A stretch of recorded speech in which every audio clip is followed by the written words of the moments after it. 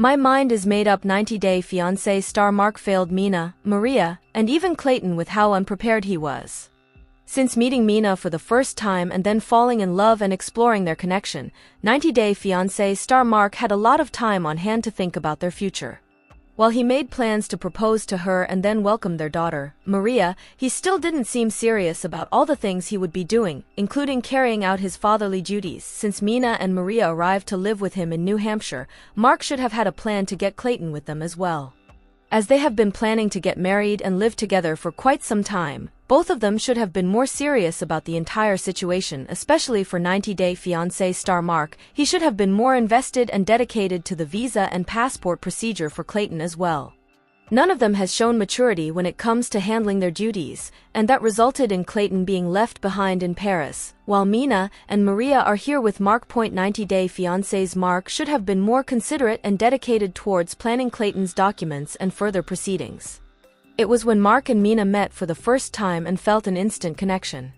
From then to now, in 2025, the 90-Day Fiancé stars have had years to plan things in advance. Since Mina arrived in the US, Mark has shown absolutely no maturity when it comes to logistics and preparations. He knew how old Maria was when Mina arrived, and still, he didn't baby-proof his home. In the name of baby-proofing, all he did was install a gate the morning of Mina and Maria's arrival. He did no preparations, including the car seat for Maria, for which fans also criticized him. There was a single toy that he had brought for Maria, and there was no toddler bed or even a high chair, which are essential for a baby. Moreover, when they realized they would need more things for Maria, he took them to a gas station, rather than a grocery store or a baby supply store. It clearly shows how unprepared Mark has been since the beginning. As for Clayton, both Mark and Mina were aware of all the things they would be required to do, starting from the passport to the visa, immigration, and more processes. But they didn't have any backup plan in place. In the end, things didn't work out in Clayton's favor, and he was left behind. Despite Mina's emotional confessions in almost every 90-Day Fiancé episode, it won't change the fact that Clayton is still stuck in Paris without a parent. It has been quite a heartbreaking storyline to follow on the TLC show. Every time Clayton asks Mina about when she plans to go there or when he can come to the US, it breaks everyone's heart again and again. Furthermore, Mark failed to be a good mediator between his daughter Jordan and Mina. If he had been a little bit more considerate and navigated things properly, Mina and Jordan could have had a really good relationship. All these things point towards Mark and his unpreparedness for Mina's arrival and starting a new life with her, Maria, and Clayton. A proposal and blast from the past. 90-Day Fiancé Season 11, Episode 10 Recap, Mina meets Mark's ex.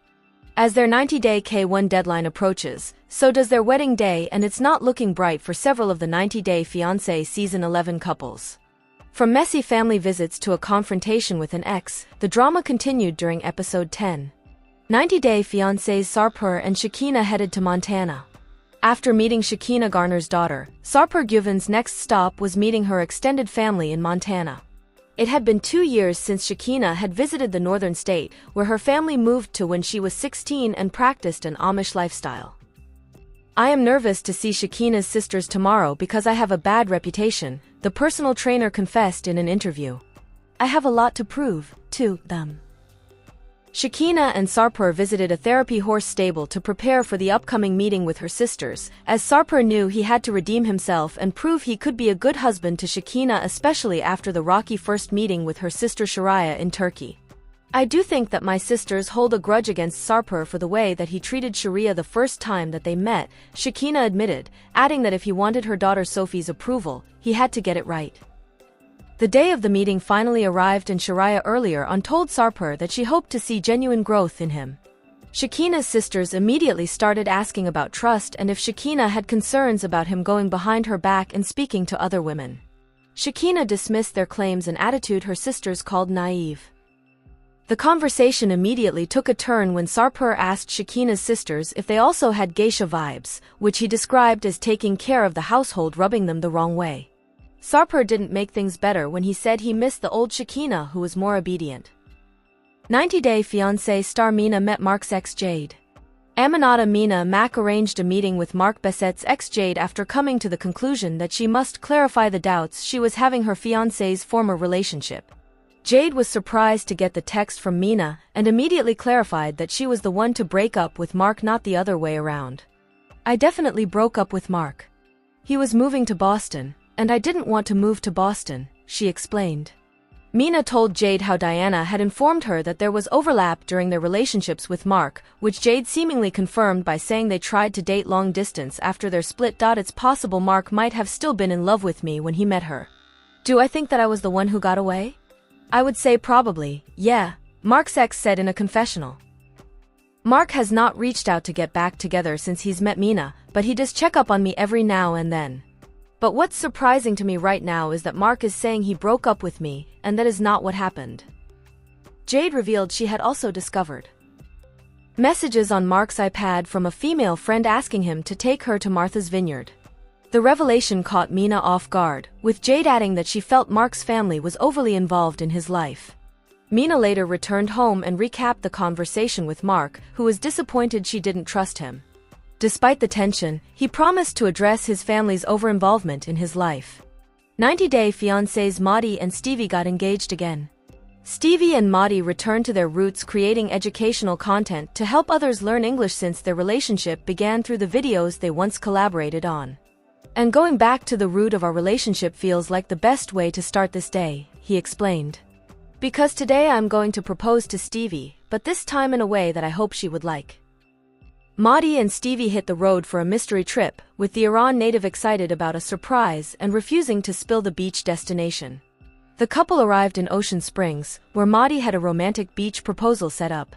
Motti told Stevie he was 100% sure about his decision and she accepted his proposal. 90-Day Fiancés Joan criticized Greg's mother for always being home. With Joan Khrushchev's job deadline in full effect, Greg Chiluk was visibly nervous as he prepared for a looming interview. While Greg was in his interview, his mother asked Joan to help her match misfit socks. Greg's mom immediately asked Joan if there was anything she didn't like about her new home. Although Joan said she liked everything, she admitted to missing parts of home and wished she and Greg had more privacy since his mother was always home. As far as me being out of the house more, that just offends me a little bit, that's all. I mean, it's in my house, Greg's mom told the cameras, promising to have a discussion with her about it. I have been very accommodating to them. So that sends off old signals that maybe she is an appreciative person. Greg later arrived home from his interview, telling his mother it went alright I guess and it involved technical questions. Greg's mother also confronted him about Joan's comments, telling him that she did get a little offended. Greg talked to Joan about her comments to his mother, where she said that she was just testing her patience. In a final bombshell, Joan revealed to viewers that 2 days before she left for Uganda, she asked Greg to cancel her visa. 90-Day Fiancés Eni and Matt's Thruple relationship was struggling. Amani Jalassi and Matt Jalassi were headed to Eni Aguirre's home in Tijuana to spend time with her daughter, Antonella. We haven't had the opportunity to meet her sons yet, but we have had the privilege of meeting Antonella, her daughter that she lives with, Matt told the cameras. Eni let Amani and Matt know that she had to work that night, which disappointed the couple. Matt lightened the mood by revealing they brought gifts for Antonella, which sparked an interesting statement from Eni. Oh yeah, Antonella have many toys, all ex-boyfriend bring some gifts for Antonella, Eni said, which didn't make Amani happy to add their gift to the list. Matt also called the comment a red flag. Although Eni's daughter didn't know the details of the Thruple's relationship, Matt and Amani had already described Eni as a special friend in their family. We've told our children that Eni is a very special person and that we care about her very much, and it's just kind of shocking that that's not reciprocated in her family, Matt confessed. I feel walking into this is what role do I play for this child because I can't help but get close to her. The Thruple admitted parenting will be an issue in the future, but decided to leave Eni's house to be respectful of her time with her daughter and let her prepare for work that night at the strip club. I'm not going to accept her doing that when she comes to the US, Amani told her husband, guilt gnawing at her as she still hadn't told him that Eni had confessed she loved her more than Matt. Amani finally told Matt about Eni's revelation, and he was hurt that she had kept it from him. Amani felt it wasn't her place to tell him, which he replied, no, that should be something you should. You should tell me immediately, it just makes me not really want to take another step. Matt asked for time and promised if the issue wasn't fixed soon, he was ready to walk away from the Thruple. 90-Day Fiancés Juan continued to fight with Jessica's friends. when David Daza was still struggling to acclimate to his new job as a boy dad. It feels a little weird to me. I picture myself more of the working man who brings the money and comes help too.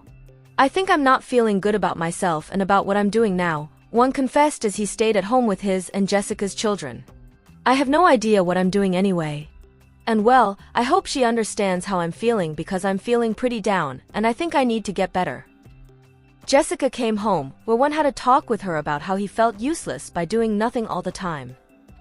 This bothered Jessica, who had spent the last 6 months as a single mom of 3 kids. I've been doing it for 6 months on my own, taking care of 3 kids, working, balancing it all on top of it, she told producers. He can't work yet, so it's not he has anything else better to do. He really just needs to step into the role of being a dad and just suck it up. Juan was unsure if he was happy giving up his life working on the cruise ship and admitted he wasn't sure about spending his life in his new hometown. Juan and Jessica later went bowling with her friends. It didn't start well as after Megan slipped while bowling, Juan called it karma. This prompted Megan question his and Jessica's relationship, telling him, "So Juan, how have you been showing Jessica that she can trust you again?" Juan said he proved it by quitting his job and moving to the United States, adding, "Look, I'm just sick and tired of this conversation all the time, and I'm tired of you bringing this up all the time." Jessica told her friend that she didn't appreciate negativity, which Megan acknowledged by saying, I respect that. I just need you to know that if you ever do anything to hurt her while you're here now moving forward, I'll ruin your life.